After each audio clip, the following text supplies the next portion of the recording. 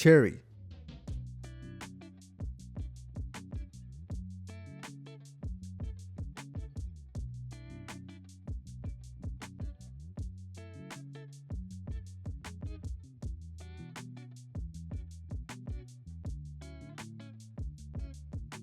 Now you always want to make sure your cherries are firm and contain a smooth surface with little to no wrinkles.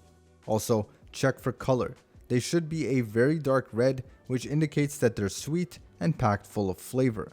I'll quickly remove the stem, and when working with cherries, you want to locate this small dimple and slice around it just like we did with the avocado. We want to avoid slicing across the rounded edge and focus on the dimple.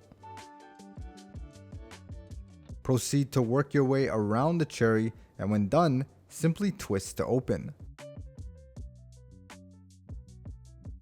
Now for the pit, use the smallest measuring spoon you have.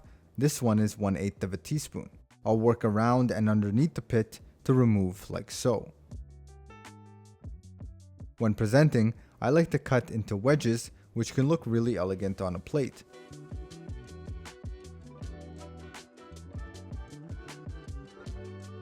For a more rustic look, you can also keep it halved. And that is our cherry.